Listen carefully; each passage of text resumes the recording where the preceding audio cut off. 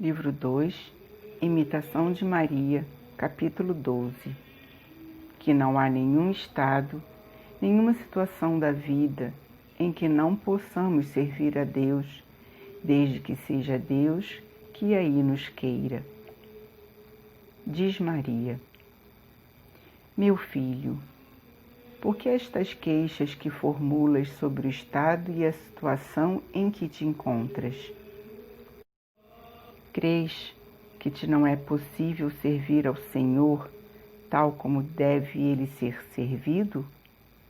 Todavia, o céu está povoado de santos que se fizeram santos em um estado semelhante ao teu. Lembra-te que no Egito encontrei Deus, para onde tive necessidade de me transportar. Igualmente, o achei na Judéia, e da mesma maneira procurei servi-lo. Para qualquer parte que te desloques, sempre te acompanhará o contentamento, desde que te mantenhas na graça e amizade de Deus. Ter-me-ia sido penoso, certamente, deixar a terra de Israel em companhia do meu esposo José. Entretanto, nenhum ressentimento demonstramos. Quando para lá fomos chamados, outro não fora o nosso prazer que o de cumprir a vontade de Deus, o qual em tudo se constituía a nossa única lei. Se não procuras, filho meu, fazer tua própria vontade, mas a vontade do Pai Celeste, então serás contente no teu estado e situação, chegando a não mais desejares outro estado. A cada um traça o Senhor o caminho a seguir até a santificação.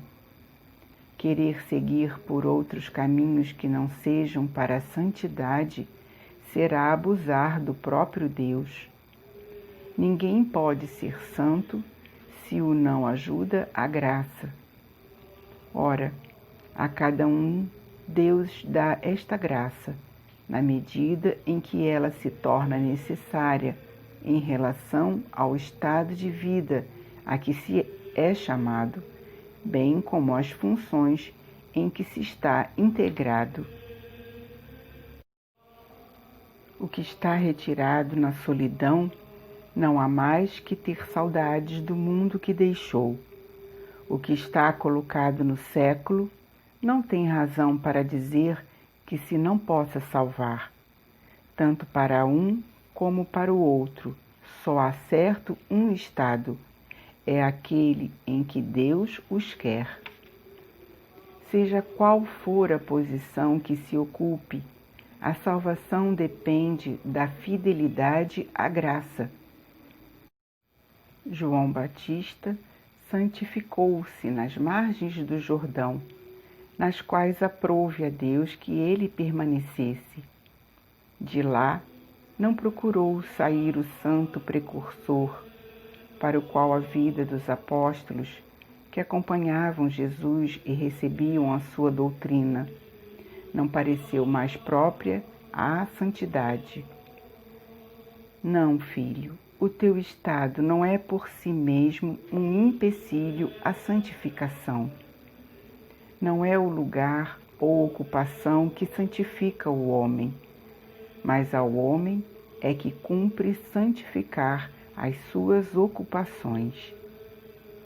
Não raro acontece que, menos por amor do bem que por inquietação, os homens voltam as suas vistas para um estado diverso do que em que se acham.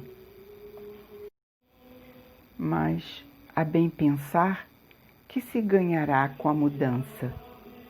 Porventura se melhoraria? Não é provável que, em mudando de lugar e condição, também mude o homem de humor e de caráter. Para toda parte aonde o homem vá, os vícios o acompanharão. És tu quem deve mudar, e não o teu estado, filho. Santifica as tuas ocupações, enchendo-as de Deus, e não te queixes mais, julgando que elas te sejam estorvos. Múltiplos afazeres acarretados pela direção de um grande reino não impediram, entretanto, ao rei Davi de se entregar à oração e cantar 7 vezes ao dia os louvores do Senhor. Salmo 118, 164. Longe de verem os santos a sua santificação estorvada pelos afazeres, aproveitaram-se da santidade para bem cumprir as próprias obrigações. Não consiste a santidade de alguém em servir a Deus onde e como fora de seu desejo, senão onde e como for da vontade divina. Sobre um leito de dores, muitas vezes se glorifica melhor ao Senhor do que em estafantes trabalhos na conquista de almas para Deus. Basta que seja aquela sua vontade, e à qual te conformes sempre como sendo, acaso, teu próprio desejo.